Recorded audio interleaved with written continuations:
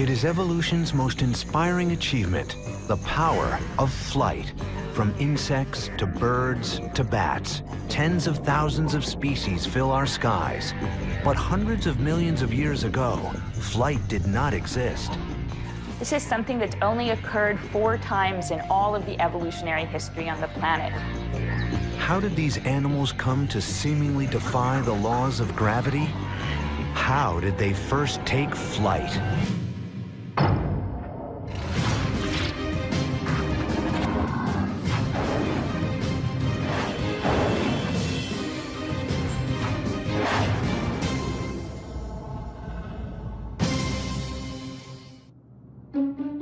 The animal kingdom is composed of millions of species, and the fastest of all of them, the peregrine falcon. Reaching speeds of more than 200 miles per hour, this bird swoops down from more than a half a mile in the sky to attack with lethal precision. The peregrine's tremendous speed and success at hunting can be attributed to one simple trait: the power of flight. While humans have always dreamed of flying, evolutionarily, flight has passed us by. But incredibly, more than 3/4 of all land animals can take to the air. From butterflies to birds to beetles and bats. These vastly different organisms have all evolved the complex mechanism of getting and staying airborne.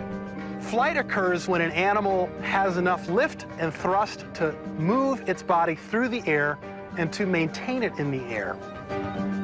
But what forces drove the development of such a remarkable innovation? When did the first animals take to the air? And how did they develop this ability to seemingly defy the laws of gravity? The sparks of this extraordinary evolutionary change can be seen all around us today. Insects. For millions and millions of years, nothing could fly. And so if a small invertebrate was moving around in the forest and wanted to find food, it had to crawl all the way up to the top of a tree and get the food, and then go down that tree and up another tree to get food. But then suddenly something happens. The first flying organisms appear, and once flight becomes part of the game, it changes everything.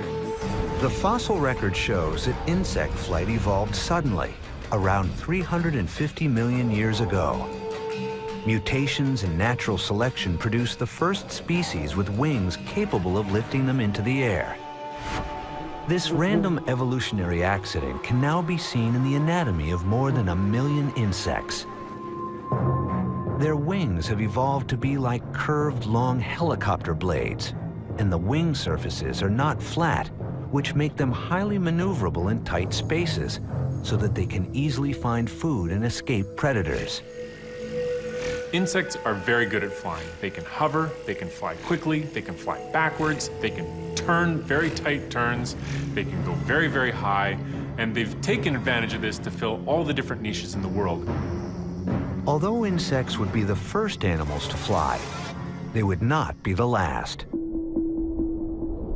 To fly, an animal not only has to get up into the air, but once there, it has to be able to take in huge amounts of energy and oxygen to power them through the sky.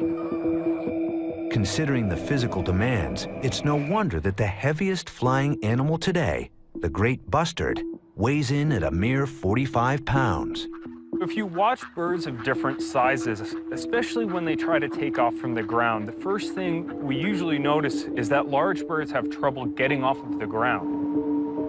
But one of the world's first flyers would break all the evolutionary rules about size. The first group of vertebrate flyers would produce the largest flying animal of all time, a 440-pound pterosaur called Quetzalcoatlus. This is Quetzalcoatlus, the largest flying animal of all time. With a wingspan of about 35 feet, this animal soared over Western North America. When in full flight, its wingspan was equal to 3 cars parked bumper to bumper. Imagine that thing coming at you.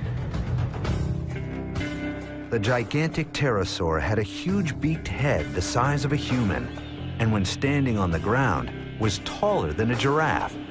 At 4 times the size of any flying animal today, It's an anomaly of evolution.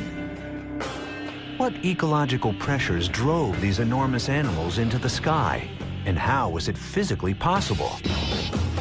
Weighing hundreds of pounds, it seems unlikely even its massive wings could have generated enough force to drive it into the air. Pterosaurs lived 220 million years ago and were the first vertebrates to evolve powered flight.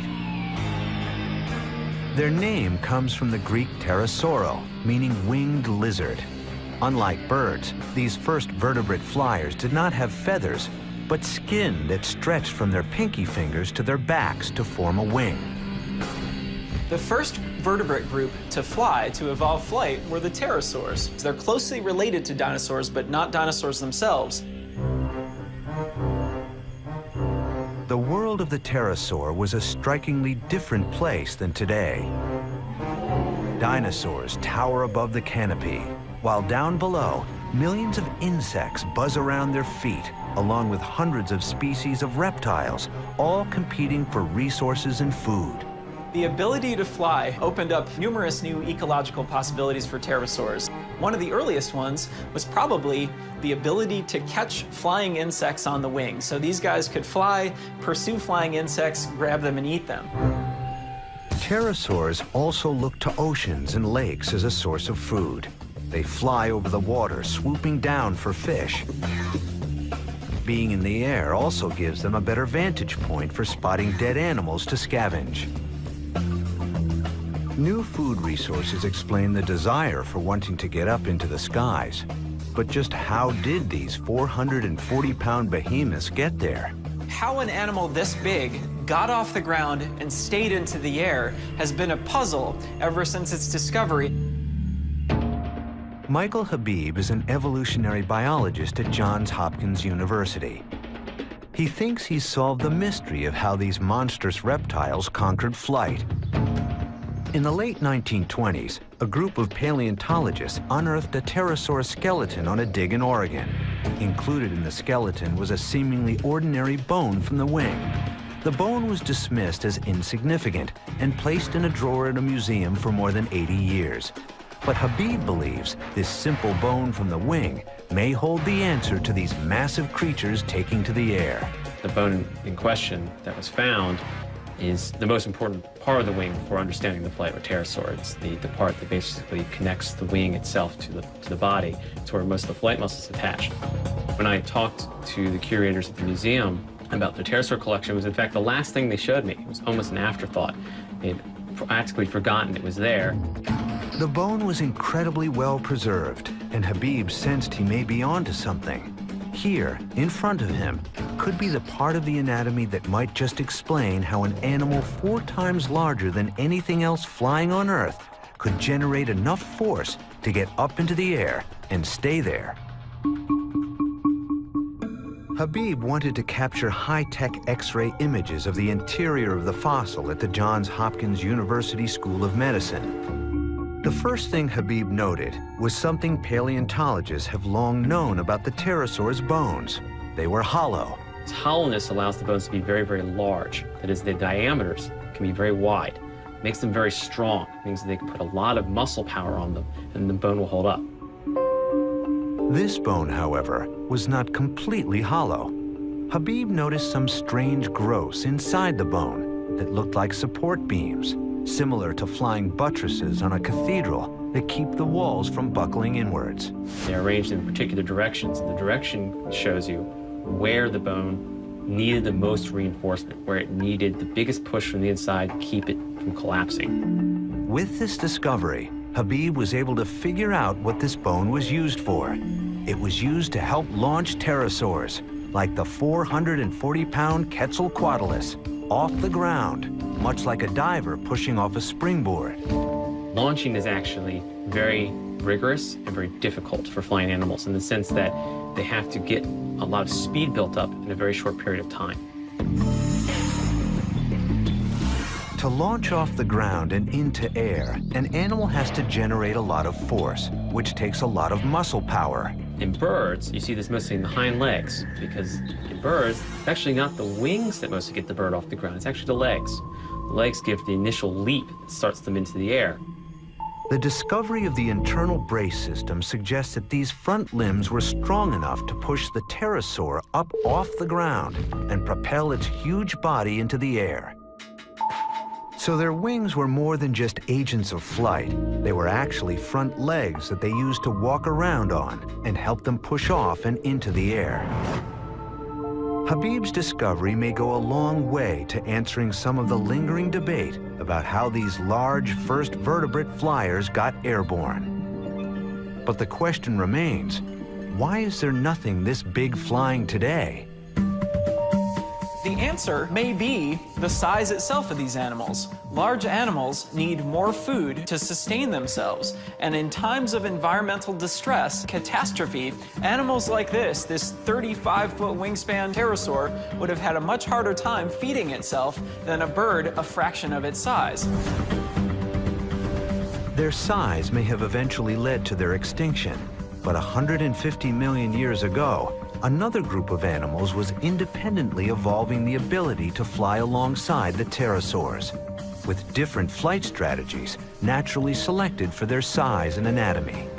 Interestingly, small birds make up more than half the species of birds in the world.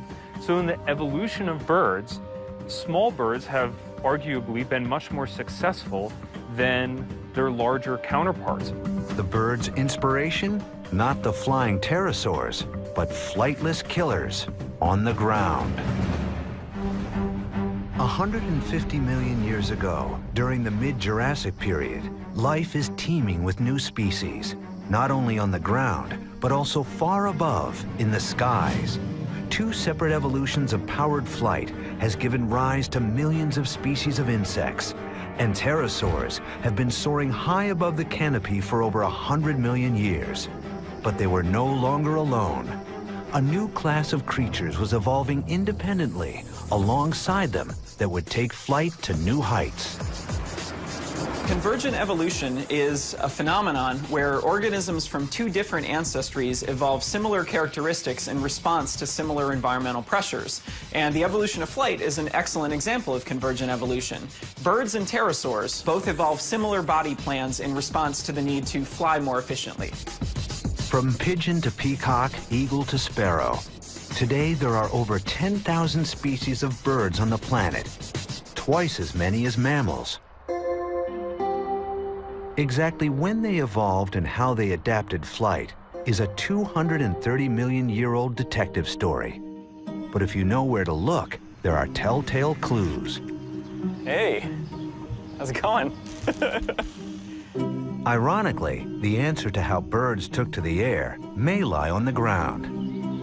Large flightless birds like emus help trace the origin of avian flight because it is believed that birds evolved not from winged pterosaurs, but ground-dwelling dinosaurs. This animal, the emu, is one of the closest things left on Earth that might be able to tell us what non-avian dinosaurs really looked and acted like. For instance, look at the feet of an emu. You see scales on the feet like a reptile, and also 3 weight-bearing toes like a non-avian theropod dinosaur. Theropod dinosaurs stood upright, with hind legs used for support and movement, while short forelimbs were used for grasping and tearing prey. The most famous was the fearsome T-Rex. If we were to look at the foot of a T-Rex and put a T-Rex foot next to the foot of this emu, you'd see many, many similarities and only a few differences. I think the most obvious feature that birds share with non-avian dinosaurs, a feature they inherited from non-avian dinosaurs, is their feathers. Feathers were long thought to be exclusive to birds among vertebrate animals, but this was not the case. Millions of years ago, some non-flying vertebrates had feathers too. So we now know that feathers are not unique to birds. Feathers first evolved in non-avian dinosaurs, and it's quite possible they evolved for something other than flight, possibly insulation, possibly brooding their nests. But aside from sharing feathers, how do we know that birds evolved from dinosaurs? And how were these land-based animals able to take to the skies? Over the last 200 years, paleontologists have begun to find amazing evidence that helps to answer these evolutionary mysteries in the form of incredibly preserved fossils. Pittsburgh's Carnegie Museum of Natural History houses one of the world's top collections of dinosaur bones. Among them are striking clues of how birds and subsequently bird flight evolved from dinosaurs. This is a cast of Archaeopteryx. And when this was discovered well over a century ago, it astounded scientists because the fossil shows a mixture of features classically associated with reptiles and classically associated with birds. Archaeopteryx was the first of a whole new group of animals. It was a bird, distinguished from a feathered dinosaur by its ability to fly. Even though it may not have been very proficient in the air, there were clear differences in the anatomical structure of this creature compared to non-flying dinosaurs. As the world's oldest known bird, however, it naturally had not completely evolved away from its ancestors. Archaeopteryx, when we look at its skeleton, it shows many features that are retained from its dinosaur ancestors that are lost in modern birds. So for instance, if we look at the skull of Archaeopteryx, we see that it retains tiny teeth. All known birds alive today lack teeth. We also see a long, bony tail in Archaeopteryx, a dinosaurian feature. If we look at the hand of Archaeopteryx, we can see that its fingers are still tipped with large, curved claws, and this is a feature that dinosaurs have as well. In addition, Archaeopteryx also seemed to be missing something else crucial: muscles. Modern birds have a series of large pectoral muscles that attach to their sternum and help them generate enough force to fly. Archaeopteryx didn't appear to have these muscles. So while their bodies could support some flight, it is unlikely they could stay airborne for very long periods of time. Archaeopteryx probably could fly, but compared to modern birds was almost certainly very clumsy. And we know this because its skeleton is much more primitive than that of modern birds. So how did modern birds evolve to become more efficient flyers? What was the next evolutionary step after Archaeopteryx? In 2004, on a dig in northwestern China, Lamanna and his colleagues came across another fossilized piece to the puzzle. The more I looked, it became clear that we were looking at a very bizarre group of birds that were abundant during the Cretaceous period, the final period of the age of dinosaurs. Close to 100 nearly complete skeletons of 100-million-year-old birds were recovered on the dig. Among them, a rare specimen. Tiny fragments of this long-extinct animal, called Gansus, had been found before, but never a skeleton as complete as this one. Gansus dates to 40 million years younger than Archaeopteryx, about 110 million years ago. And already, relatively rapidly in bird evolutionary history, Gansus has acquired many of the features that we associate with modern birds. It's in many ways an anatomically modern bird from 110 million years ago. Although Archaeopteryx was capable of flight, Lamanna would soon discover that Gansus had anatomical features that almost certainly made it a far better flyer. A lot of the story of the evolutionary history of birds has to do with the increased efficiency of flight. So for instance, when we look at Archaeopteryx, we see features that are not present in modern birds, such as teeth and a long bony tail. And these are two features that have long been argued to have been lost in modern birds because they saved weight. Loss of teeth, a shorter tail, and other distinguishing features appears to make Gansus an intermediate animal between the largely dinosaurian Archaeopteryx on one side and modern birds on the other. But did the fossil have the pectoral muscles that could help it get airborne more easily than Archaeopteryx? Trouble was, although the Gansus fossil was complete, it was also badly flattened, making it nearly impossible to see the certain anatomical features of this new species. Would critical questions to this mystery go unanswered? Fortunately, Lamanna is able to turn to a team of paleosculptors and artists at the Carnegie Museum of Natural History to try and recreate the image of this ancient bird. Working like crime scene investigators, the team is able to methodically reconstruct the crushed bones and create a picture of what Gansus would have looked like. As Lamanna had hoped, Gansus appeared to have a body capable of supporting large, strong wings. The presence of a bony sternum on Ganzas means that this creature would have most likely had larger pectoral muscles, compared to the relatively puny ones seen on Archaeopteryx. Today, all flying birds have large muscles, similar to those found in Ganzas. This provides them with the strength needed to flap their wings and get airborne. Could Ganzas have been the evolutionary step to allowing birds to become more proficient flyers? This guy would have had pretty big pecs, you know, been able to flap his arms with quite a bit of force and probably was a pretty good flyer. The large breastbone that strong flight muscles could attach to is clearly seen in Ganzas, as well as fused wrist and hand bones, a short bony tail, and fused ankle and foot bones, also traits in most modern birds. All these features transformed these early flyers from a reptile that could get airborne to a radical new lineage that would spend the majority of its time in the air. Ganzas was probably an excellent flyer, probably as good a flyer as are many types of modern birds. Birds are one of the most successful groups of vertebrates, but in order to survive in a new environment, major anatomical changes had to be made. What was useful on the ground would hold them back in the sky.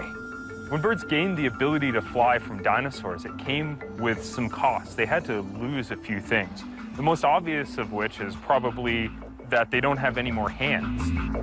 All the bones of the fingers are now incorporated in the wing, and there are feathers attached to them, so they can no longer manipulate anything with their hands or defend themselves on the ground.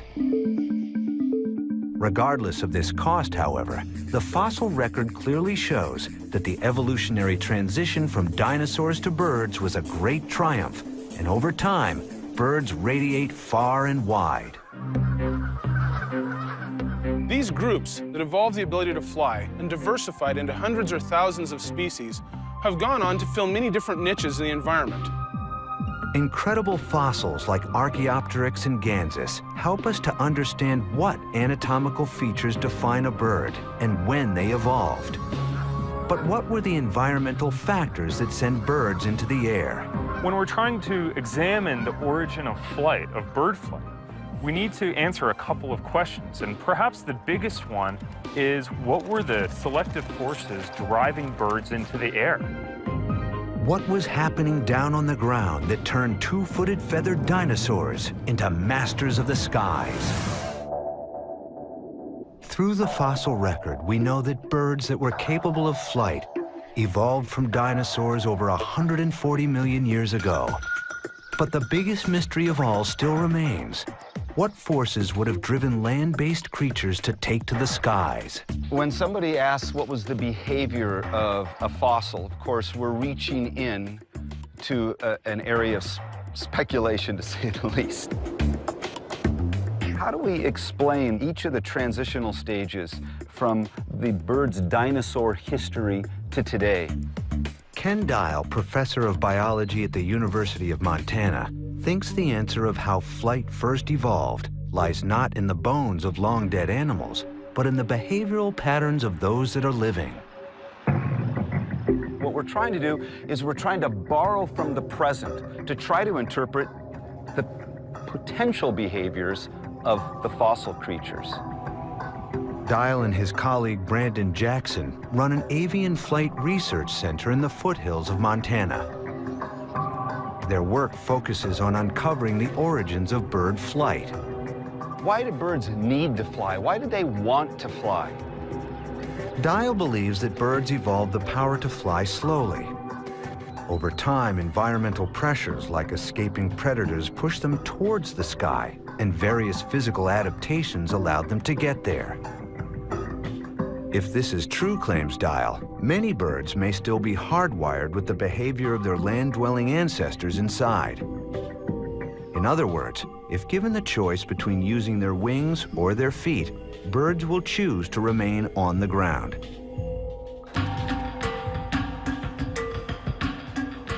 To test their hypothesis, Dial and Jackson put birds in a position to have to choose between flying and keeping their feet earthbound.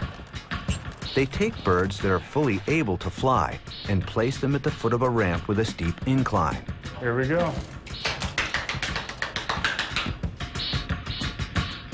What they observe is that these birds choose to run, keeping both feet grounded, rather than fly to the top of the ramp.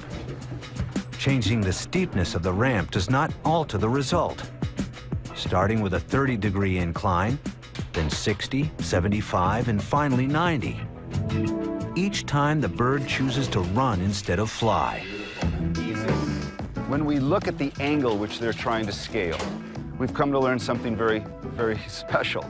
And that is, if a bird is trying to ascend something that is less than 60 degrees, they can do so easily just with their hind limbs and with their wings tucked to their side. But as soon as they start to scale anything higher than about 60 degrees, you'll automatically see the wings jump into the whole process. Dial has termed this behavior wing-assisted incline running. At these steeper inclines, the bird's flapping wings provide additional power to support the hind limbs and assist in keeping the bird's body from falling down the ramp. Instead of making a big jump from running on the ground to flying, running up inclines with the wings assisting their legs provides small, incremental, evolutionary adaptive stages for the birds to slowly grow larger and larger wings and more powerful flight apparatus. At a 90-degree angle, the wing beat frequency and force produced approaches that needed for flight. So if we were to take a bird running on a 90-degree ramp, a vertical ramp, and then take the ramp away, the bird would not have to change a thing. It wouldn't have to change its wing stroke angle, and it wouldn't have to change its wing beat frequency, and it would be flying. Could the desire to keep their feet on solid ground instead of flying be a remnant of their evolutionary past? We think that they have this ingrained in their neurocircuitry, that if their feet are touching the ramp, they have to run up it. It is possible that they stayed earthbound because for the millions of years before they could fly, their dinosaur ancestors were land dwellers. Dial and Jackson hope to get a clue as to how ingrained this behavior is in birds. They conduct the experiment again, this time using baby chicks that haven't yet learned to fly. The result? The same as with the adult flying pigeons. The baby chicks run up the ramp, and as the incline gets steeper, they flap their little wings harder and faster. Jackson believes that this behavior can explain the evolutionary steps that the dinosaur ancestors of birds, those without fully formed wings, may have taken to develop the adaptations needed for true flight. Over millions of years, most likely, theropod dinosaurs went from running on level ground to running up shallow inclines, and when they hit 60 degrees, they had to start using their pre-wings, their flightless little forearms. Now, over millions more years, they moved from being able to run up 60 degrees to being able to run up 70 degrees, and then 80 degrees, and then finally vertical. The incremental steps over many millions of years produce bigger wings, stronger muscles, and more fine-tuning of the wing stroke, which natural selection acts on, and bird flight evolves. What were the selective forces driving birds to develop a full wing and the ability to produce significant aerodynamic forces? One of the strongest selective pressures out there is the risk of predation. The ancestors of birds were small bipedal theropod dinosaurs. They only used their hind limbs for moving. To avoid predation, they could try and outrun a predator, or they could run up obstacles to get away. By gaining some kind of elevated refuge, they are safe. Over time, the chase between predator and prey grew more intense. And to get away, these small theropods had to develop the ability to run up steeper and steeper inclines to escape, until they had the power needed for flight. Once in the air, away from the predators below, birds could also take advantage of other benefits, such as more diverse and readily available food sources. Flight allows birds to exploit niches that non-flying animals cannot exploit. the ability to soar over a prairie and hunt for small rodents like hawks and eagles do, is only available as a niche to flying animals. Dial's experiment may have finally proven how and why birds first took to the sky. But how do they defy the laws of gravity and stay up there? Once birds had evolved and taken to the skies, the question still remains, how do they seemingly defy the laws of gravity and stay up there? The simple answer would seem to suggest by flapping their wings. But the evolutionary process that allowed birds to successfully take to the skies would require several unique physical adaptations. Insects, the first animals to fly, are very lightweight and so don't really require much energy to stay airborne. And unlike birds, they don't stay in the air for prolonged amounts of time. Vertebrate flyers like birds are bigger and need huge amounts of energy to be able to produce the aerodynamic forces needed to propel them forward. The primary engine to produce these forces for birds are their wings. In an airplane, you have an engine and a wing, and the engine produces forces to overcome drag, and the wing produces forces to overcome gravity. But in a bird, the wing produces both thrust and lift. Evolutionarily, birds have perfect physical features for life in the skies. Their wing is naturally curved on the top and relatively flat underneath. Lift is created by faster air flowing over the top, causing it to be pulled up, as well as increased pressure pushing against the bottom of the wing. And when they flap their wings, they generate enough force to propel themselves through the sky and not just glide. As far as we know, birds produce all of their aerodynamic forces in the downstroke. So they move their wing from above their body using their pectoralis muscle, drive the wing down, and that produces all of the lift and all of the thrust. 95% of the power required for this downstroke comes from a single muscle, the pectoral muscle. On average, about 1/5 of a bird's body mass is devoted to this main muscle that powers flight. As this muscle evolved to get larger over time, it was able to create even more energy and make birds even better flyers. Also crucial to bird flight is orientation. Birds have the unique ability to always tell what is up and what is down when they are moving through the air, especially when they are turning.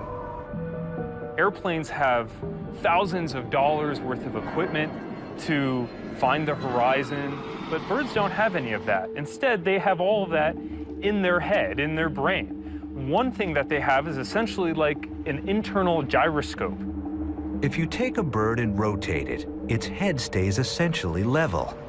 This is in stark contrast to most mammals, which have a large muscle anchoring their skull to the neck, so the head goes where the body goes. So when birds turn, they bank their whole bodies, and they have to keep their head perfectly straight so that they don't lose track of where the ground is. But it may be another advancement that has proved the most crucial in birds evolving the power of flight. The key to virtually every land animal's success is the ability to process oxygen. In order to be able to have enough energy for flight, birds have developed a revolutionary use of oxygen. The problem is that they need to take in huge amounts of energy and oxygen. The secret lies in the bird's internal structure. Birds, like pterosaurs, have hollow bones that connect to sacs filled with air. These pneumatic bones are really the footprints in the skeleton of an air sac system. An air sac system is there to provide the oxygen that flight requires. What is an air sac system and how does it work?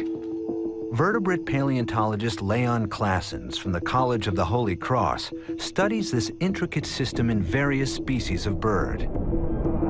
Unlike mammalian lungs, which expand and contract when you breathe in and out, lungs in birds are fixed in size. They never change in volume when fresh oxygen-rich air is inhaled and used carbon dioxide-rich air is exhaled. But what a bird has to actually move air around in its respiratory system is a whole series of what are called air sacs which are balloon-like extensions that hook up to the various airways. By juggling air between these various air sacs, birds are capable of getting a highly efficient airflow through their lungs by continuously extracting oxygen from air stored in the sacs, both as they breathe in and also when they breathe out.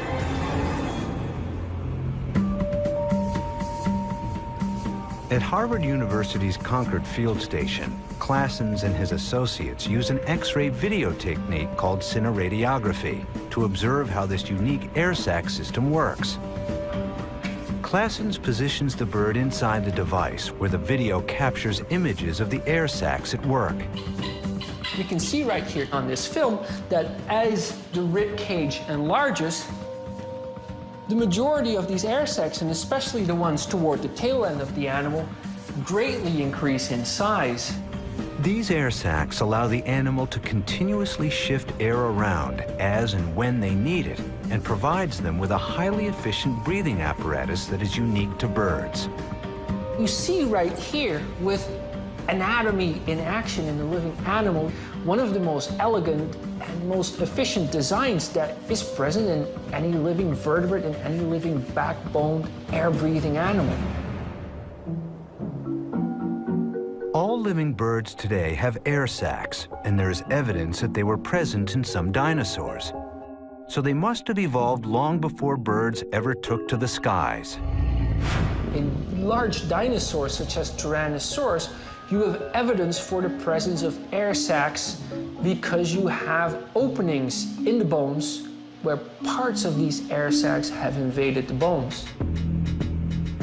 Anatomy that had already evolved in ground-running dinosaurs, like air sacs and feathers, was fine-tuned by natural selection to produce great flyers.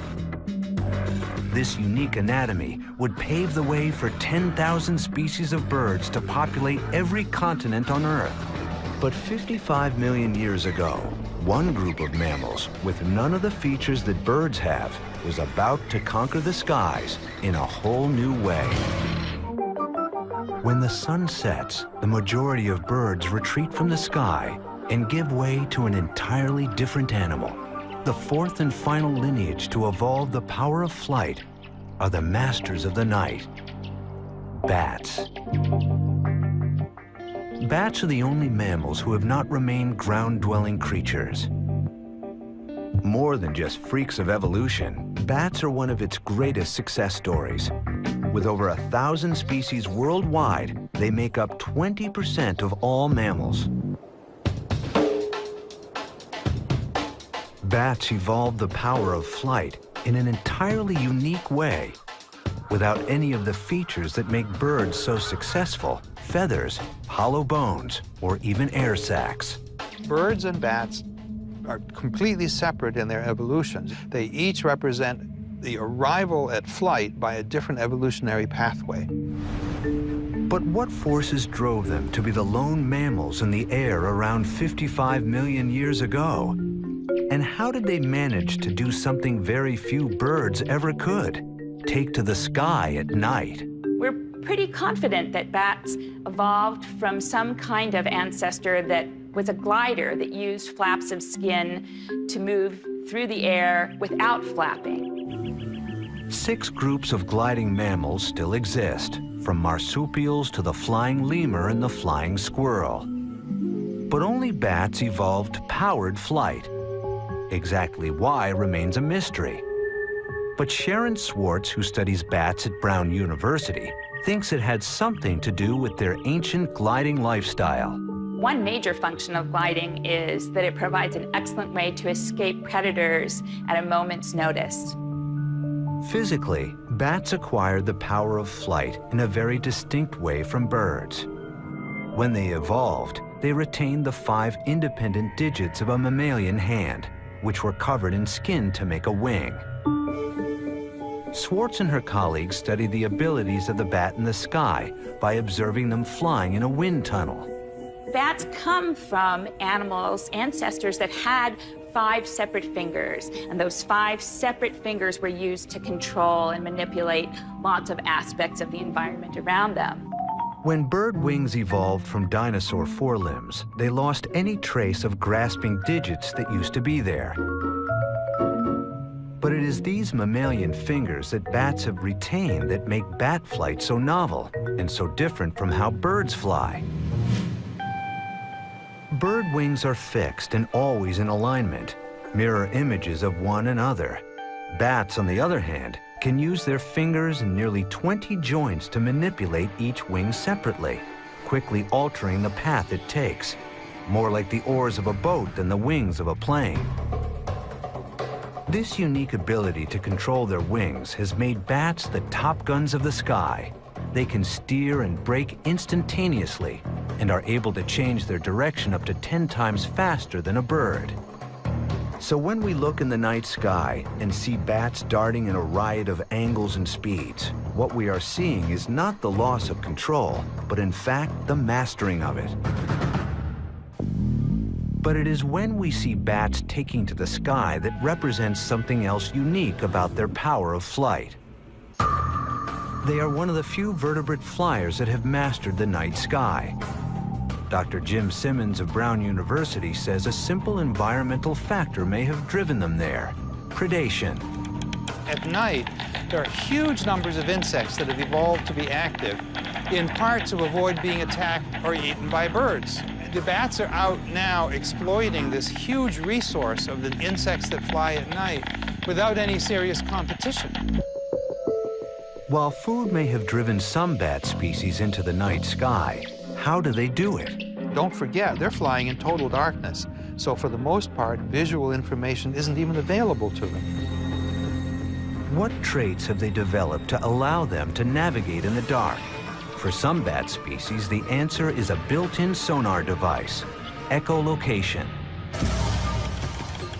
Echolocation is the process where animals call out to the environment and listen to the echoes of those calls that return from various objects in front of it. In bats, these calls are on a frequency too high to be heard by the human ear.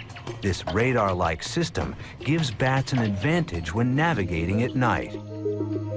Aside from bats, only whales and dolphins have evolved this system. And bats are the only flying animal to use this technique to navigate their way through the skies. In his lab, Simmons shows just how precisely a bat can fly in total darkness.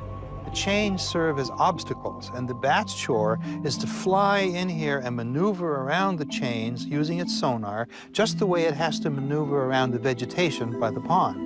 Now, the chains are black and the room is black. When the bat is flying, the lights are off and it's completely dark in here. So the bat is forced to use its sonar instead of any residual vision that it might have. Here we go. No matter how many times Simmons moves the chains to create new obstacles, the result is the same. The bats safely navigate from one side of the room to the other in total darkness, relying only on their echolocation. These nocturnal flyers have evolved to use their ears almost in the same way as an eagle uses its eyes, to detect prey in the air. This highly evolved system is what allows bats to live and fly very successfully in total darkness. One of the things about the evolution of bats is that you can't treat their flight as separate from their echolocation and their hearing. The two go together. The two work so well together that over 1,000 species of bats have radiated out across the world. Along with over 10,000 species of birds and over 1 million species of insects, our skies are bursting with flight, both night and day. The ability to fly is arguably the evolutionary outcome that has most grabbed the human imagination. And by studying the amazing features of the 4 different flying animals, pterosaurs, insects, birds, and bats, humankind has been able to do what they once thought was impossible, and take to the sky